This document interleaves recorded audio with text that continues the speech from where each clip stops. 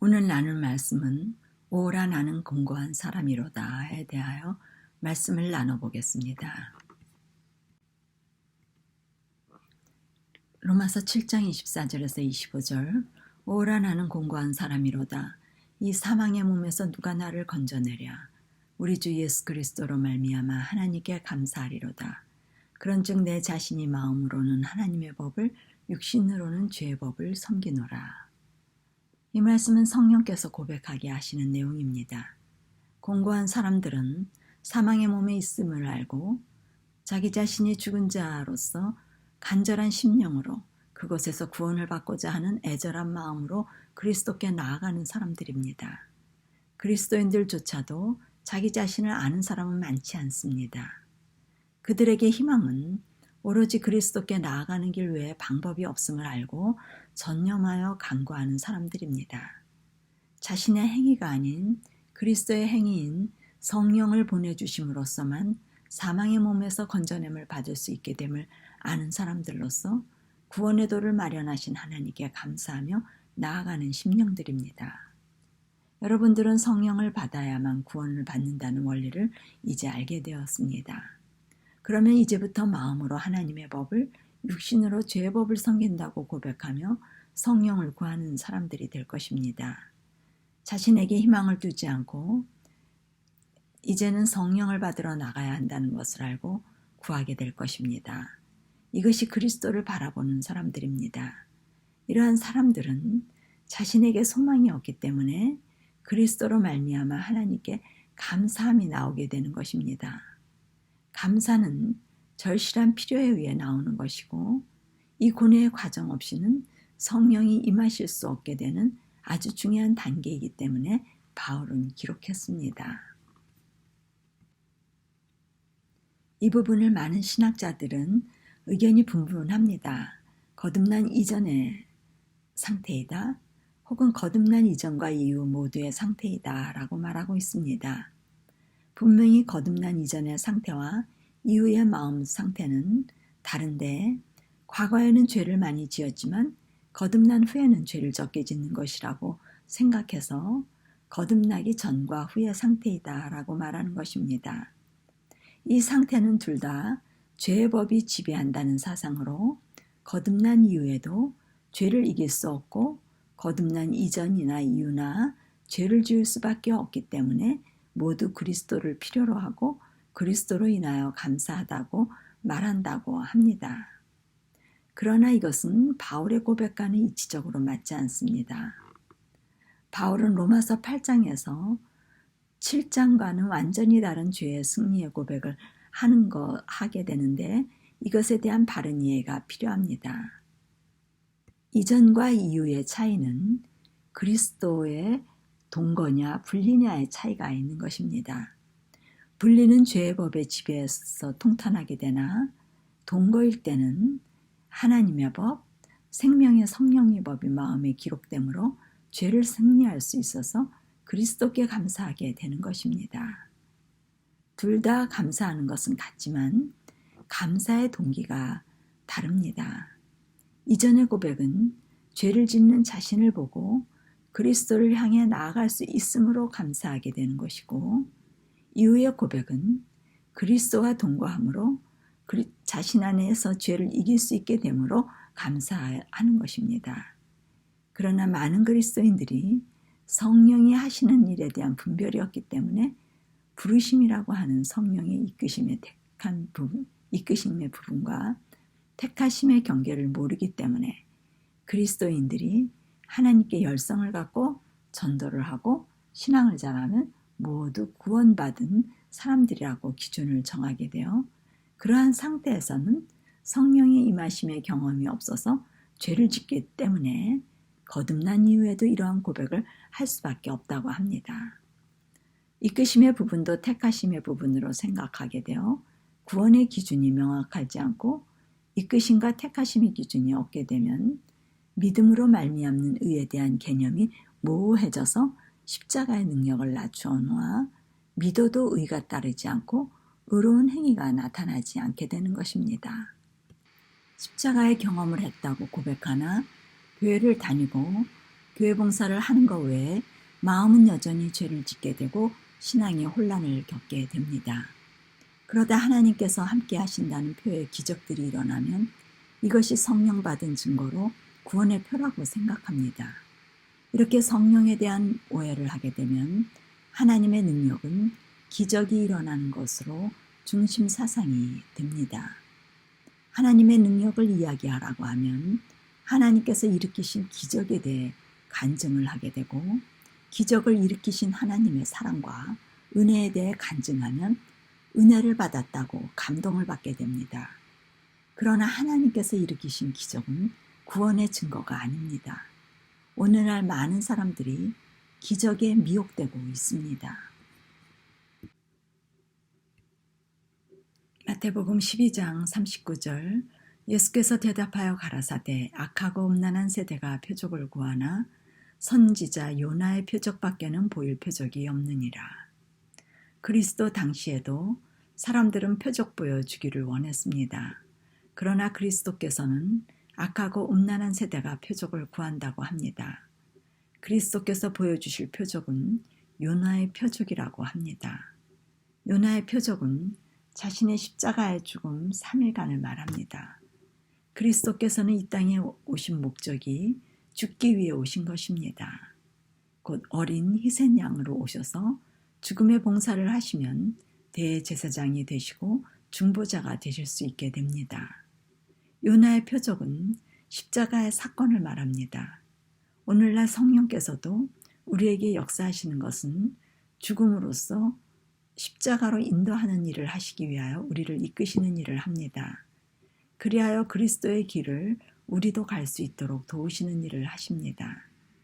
그러나 죄인들은 성령께서 현세의 유익에 일하기를 원하며 성령을 말할 때 기적을 일으키는 신비주의적 사상을 기대하고 있습니다.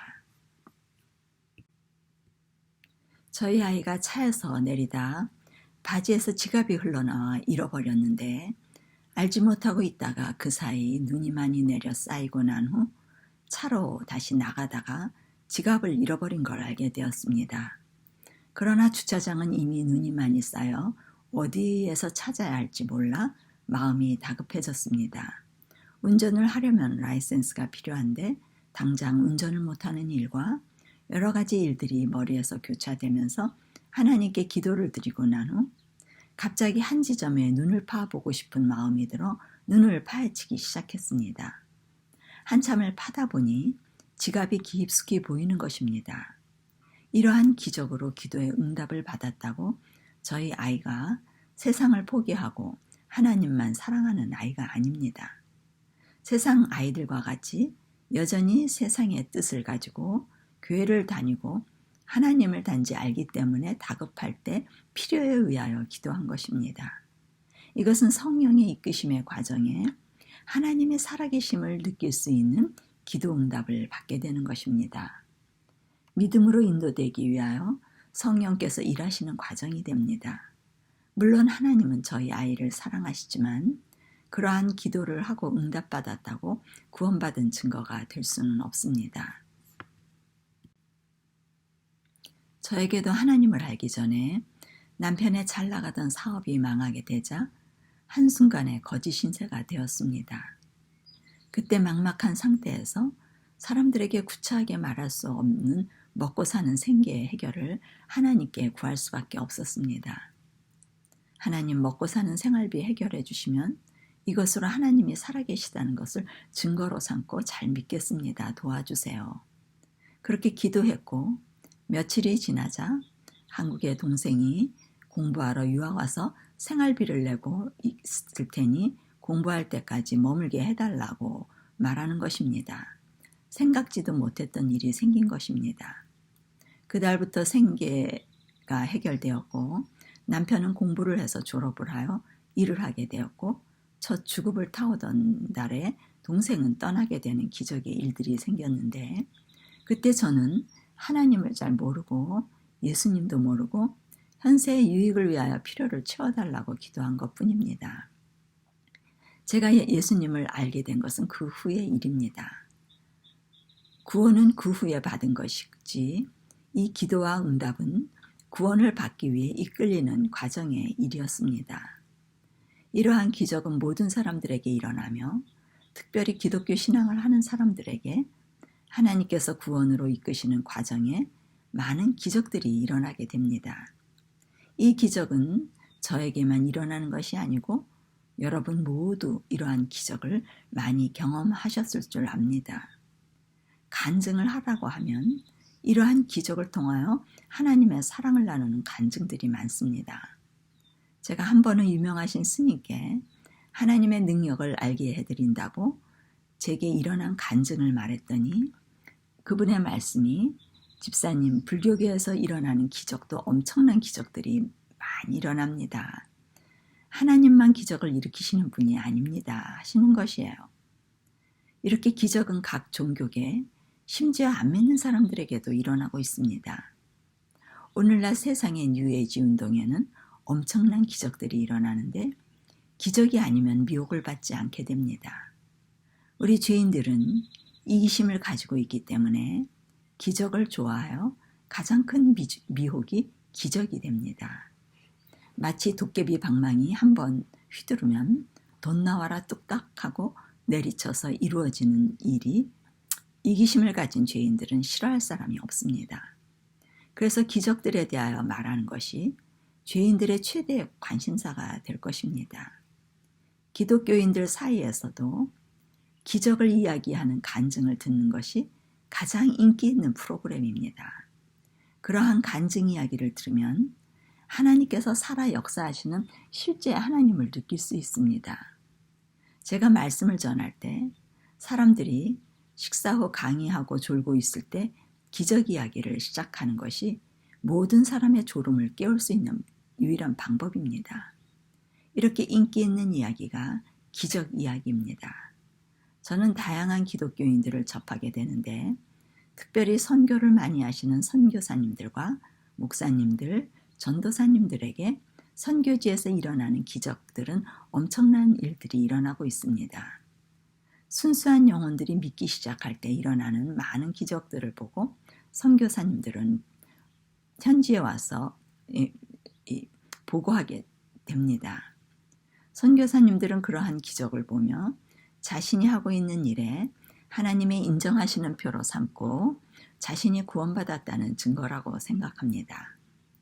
그분들은 더 큰 열성을 가지고 일을 하고 또한 이러한 간증을 할 때 많은 사람들이 감동을 받아 선교 일을 지원하는 것을 보게 됩니다.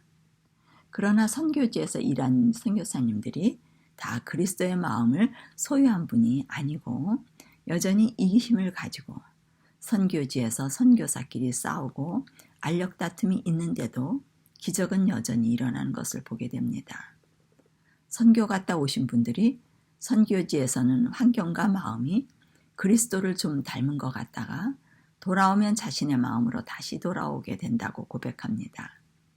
물론 순수한 영혼들에게 도리어 감동을 받고 하나님의 살아계심을 경험하게 되므로 좀 더 신앙이 좋아질 수는 있어도 그러한 선한 행위가 자신의 본질적인 마음을 바꿀 수는 없습니다. 이러한 성령의 본질을 변화시키는 일을 알지 못하면 사람들은 의로운 선교 행위를 높이 평가할 수밖에 없게 되는 것입니다. 기적은 우리를 변화시키지 못하나 하나님이 존재하신다는 것을 믿고 인정하며 이끌림으로 인도하게 되는 것입니다. 이스라엘의 출애굽 사건이 그들의 마음을 변화시키지 못하였고 감사의 노래가 그들의 본질을 변화시키지 못했습니다. 오라 나는 공고한 사람이라는 것을 아는 사람들은 그러한 기적을 요구하지 않습니다. 그들은 현세의 유익에 관심이 없게 됩니다. 그들에게 유일한 기적은 자신이 할 수 없는 이기심, 죄의 본질이 변화되기를 바라는 마음으로 그리스도께 나아가 성령을 받는 것이 가장 큰 기적으로 삼는 사람들입니다. 이러한 기적이 자신의 체험이 되면 그리스도께 나아가는 것이 아니라 그리스도와 함께 살 것을 아는 사람들입니다. 그들의 소망은 그리스도와 연합하여 동거하는 것입니다. 누가복음 16장 27절에서 28절 말씀입니다. 가로되 그러면 구하노니 아버지여 나사로를 내 아버지의 집에 보내소서. 내 형제 5이 있으니 저희에게 증거하게 하여 저희로 이 고통받는 곳에 오지 않게 하소서. 누가복음 16장 부자와 거지 이야기입니다. 부자는 음부에서 고생하고 거지 나사로는 아브라함 품에 안겨 좋은 곳에 있게 되는데 부자가 자기 형제 5에게 이 고통받는 곳에 오지 않도록 나사로를 자기 아버지의 집에 보내 증거하게 해달라고 아브라함에게 부탁하는 이야기입니다. 이 말은 나사로를 부활시키는 기적을 일으켜 자기 형제들에게 가서 말하면 그들이 믿고 구원받을 것이라는 것입니다. 누가복음 16장 29절에서 31절 아브라함이 가로되 저희에게 모세와 선지자들이 있으니 그들에게 들을지니라. 가로되 그렇지 아니하니이다. 아버지 아브라함이여 만일 죽은 자에게 가서 저희에게 가는 자가 있으면 회개하리이다. 가로되 모세와 선지자들에게 듣지 아니하면 비록 죽은 자 가운데서 살아나는 자가 있을지라도 권함을 받지 아니하리라 하였다 하시니라. 아브라함의 이야기가 모세와 선지자들에게 들으라고 합니다. 그러나 부자는 형제들이 기적을 보면 분명히 회개하여 자기처럼 지옥불에서 고생을 안 할 것이라고 생각하는 것입니다. 이것이 부자의 사상입니다. 그는 기적을 믿었고 자기 같으면 기적이 일어나면 분명히 믿을 거라고 생각하며 기적이 회개를 일으키고 구원에 이르게 할 것이라고 믿는 것입니다. 그러나 아브라함은 그리스도를 믿은 자로 믿음은 기적으로 결코 회개치 못하고 죽은 자가 살아날지라도 회개하지 않을 것이라고 말합니다. 이것이 성경의 원리입니다. 구원은 반드시 모세와 선지자들의 말을 듣고 그것을 믿을 때 구원이 이룰 수 있게 됩니다. 성경의 말씀을 믿어야 하는데 성경의 말씀을 다시 정리하면 모세와 선지자란 모세오경이며 모세오경의 핵심 원리는 제사제도이고 제사제도의 중심은 어린 양의 죽음, 그 십자가를 통해서만이 하나님이 법이 죄인들의 마음에 기록이 되어 잊혀지지 않도록 새겨짐으로 새 계명이 이루어질 수 있기 때문에 모세오경의 핵심 원리를 다시 한마디로 말한다면 십자가와 십계명의 관계를 그리스도께서는 이 예화를 통하여 비유를 통하여 말씀하시며 성소를 통하여 설명하시는 것입니다. 결국 그리스도께서 하신 말씀은 성경의 십자가를 통하여 십계명이 이루어지므로 구원이 이루어지는 것을 믿어야 구원을 받는 것이라고 말하는 것입니다. 나무로 말하자면 구약을 뿌리라고 하고 신약은 드러나 세워진 나무의 기둥으로 신약의 핵심 내용은 새 언약에 관한 것인데 십자가와 십계명의 이야기로 그 결과 나무의 열매가 겉으로 나타나 열매를 거두는 것이 심판에 관한 이야기라고 그리스도께서는 알려주시고 계시는 것입니다. 계시록 12장 17절 용이 여자에게 분노하여 돌아가서 그 여자의 남은 자손 곧 하나님의 계명을 지키며 예수의 증거를 가진 자들로 더불어 싸우려고 바다 모래 위에 섰더라. 사단과 대적하는 하나님의 남은 자손이 나오는데 그들의 특징은 하나님의 계명을 지키며 예수의 증거를 가진 자들이 사단과 싸우려고 바다 모래 위에 섰다고 요한은 기록합니다. 이 말씀에 여자는 교회를 말합니다. 교회의 특징이 하나님의 계명을 지키는 사람들인데 그들이 예수의 증거를 가졌다고 합니다. 예수의 증거가 무엇일까요? 자아부인으로 십자가의 경험을 말합니다. 결국 성소 이야기를 하는 것입니다. 십자가와 십계명의 이야기가 모세오경의 핵심 내용을 반복해서 요한이 기록하는 것입니다. 히브리서의 새 언약의 이야기를 설명하는 것입니다. 십자가에서 언약을 맺음으로 하나님의 법이 마음에 기록되어 십계명이 지켜지는 이야기를 말하는데 이것이 바로 성소에 관한 이야기입니다. 오로지 성소만이 십자가와 십계명의 두 이야기가 공존하고 있습니다. 성도들의 인내가 여기 있나니 저희는 하나님의 계명과 예수 믿음을 지키는 자니라. 계시록 14장 12절의 말씀입니다. 계시록 14장에는 구원받은 14만 4천 명이 노래를 부르는 장면이 나오는데 그들은 성도로서 인내가 있다고 합니다. 인내란 그리스도의 품성을 말합니다. 죄인은 인내하지 못한다고 했습니다. 인내란 언제나 오래 참는 것인데 죄인들은 언제나 항상 못 참기 때문에 인내가 이루어질 수 없는 것입니다. 그런데 성도들은 그리스도와 같은 인내가 이루어지는 사람들로서 그들은 하나님의 계명과 예수 믿음을 지키는 자라고 합니다. 이 말씀도 조금 전에 말씀드린 하나님의 남은 자손들과 똑같이 갖추어진 하나님의 계명을 지키며 예수의 증거를 가진 자들이라고 표현했습니다. 예수의 증거를 가진 자와 예수 믿음을 지키는 자는 모두 자아 부인으로 십자가의 경험이 이루어진 사람들을 말합니다. 모두 십자가로 인하여 하나님의 계명이 마음에 기록된 사람들이 그리스도 재림 전에 구원받을 하나님의 백성의 특징이라는 말입니다. 구원이란 자기를 부인하지 않으면 이루어질 수 없는 것으로 자기를 부인하는 과정이 회개이고 기적은 자아 부인과는 아무 관계없고 도리어 기적을 통하여 많은 그리스도인들은 하나님이 자기를 사랑한다는 표로 받아들이고 자신이 신앙이 좋아서 하나님께서 신앙을 인정해 주는 표로 구원받은 증거로 생각하여 자기 부인이 아닌 자기 위로와 만족에 빠지는 역할을 하게 할 수 있습니다. 출애굽의 과정 속에 이끌려 나오는 단계에 많은 기적을 경험할지라도 이스라엘 민족들은 출애굽의 기적과 하나님께서 입히시고 먹이시는 기적이 그들을 자아부인의 길로 이끌어 언약 안으로 들어가게 하지 못했습니다. 로마서 1장 16절에서 17절 내가 복음을 부끄러워하지 아니하노니 이 복음은 모든 믿는 자에게 구원을 주시는 하나님의 능력이 됨이라.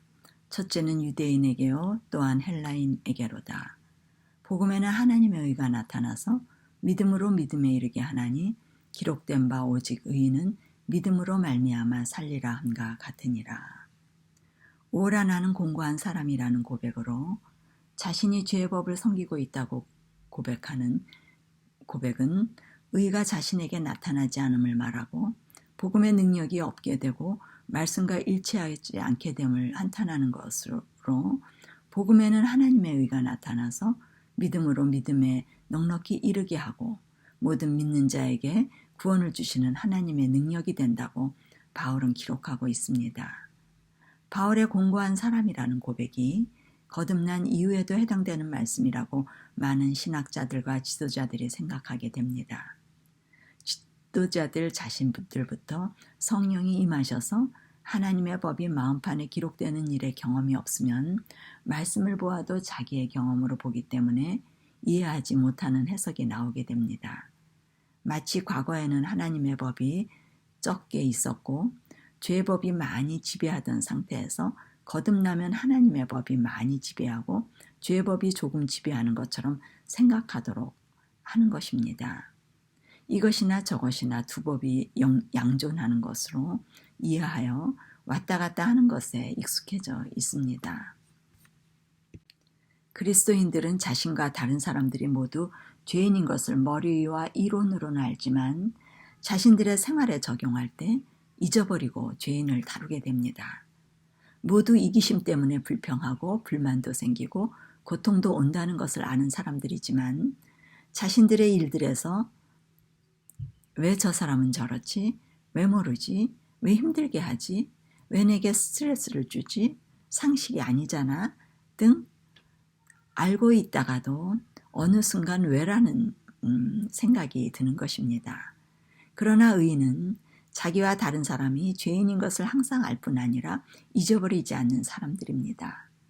다른 사람이 죄인인 것을 알고 이기심에서 나오는 것이라는 것을 알고 상대가 자기도 모르게 어쩔 수 없이 하는 일이라고 생각하고 하나님께 맡길 수 있는 것입니다. 그래서 죄인을 미워하지 않게 됩니다. 자신이 그러한 사람이라는 것을 경험했기 때문입니다. 그 경험은 결코 잊어버릴 수 없는 경험이기 때문에 죄인을 사랑하게 되는 것입니다. 사랑은 인내를 말합니다. 그러한 죄인을 하나님께서 일하시도록 사랑의 마음으로 인내를 하는 것입니다. 그리하여 죄는 짓지 않고 죄인은 사랑하게 되는 것입니다. 하나님께서는 죄인은 잊어버릴 수밖에 없는 것을 아시고 항상 언제나 하나님의 법이 지켜지지 않는다는 것을 알기 때문에 잊어지지 않게 해주셔야 의가 이루어질 수 있기 때문에 마음판에 새기고 기록해 주셔서 항상 잊어버리지 않고 기억해서 원칙이 지켜질 수 있고 계명을 항상 지킬 수 있게 하시는 것입니다. 하나님께서 그 일을 해주시지 않으면 불가능한 일이라는 것입니다. 그 일이 이루어지면 천국이 이루어지고 새 계명을 너희에게 주노니 서로 사랑하라는 계명이 지켜지게 되므로 죄인에게 가장 큰 선물이 되는 것입니다. 죄인은 원칙이 왔다 갔다 하여 일률적으로 한결같이 원칙이 적용되어지는 것이 아닙니다. 기억이 날 때는 또 마음이 들 때는 하나님의 법을 지키다가 잊어버릴 때는 감정이 날 때는 자기의 죄의 법의 지배를 받을 수밖에 없게 되는 것입니다. 결국 성령을 받았느냐 못 받았느냐의 차이는 잊어버리지 않는 원칙과 원칙을 잊어버리는 것의 차이라고 볼 수 있습니다. 하나님의 능력은 한결같이 계명이 지켜질 수 있는 의가 우리 마음에 거하게 하셔서 믿음에서 믿음으로 이르도록 연속적인 원칙이 주어지는 것을 말합니다. 그리하여 공고한 사망의 몸에서 건져내는 구원함을 받는 것입니다. 더 이상 죄의 법을 섬긴다고 고백하지 않고 예수의 증거를 가지고 믿음을 지키는 자가 되어 하나님의 계명을 지키는 성도들의 인내가 이루어지는 것입니다. 이 말씀 시간을 통하여 성령께서 능력으로 여러분의 갈급한 심령 속에 약속의 말씀이 이루어져 항상 여러분께서 원칙이 되어 하나님의 법이 여러분의 심령에 새겨지는 원칙으로서 이 죄인들을 다루고 하나님의 법이 이루어지는 그러한 여러분들의 심령이 되기를 바라고 말씀을 마치겠습니다.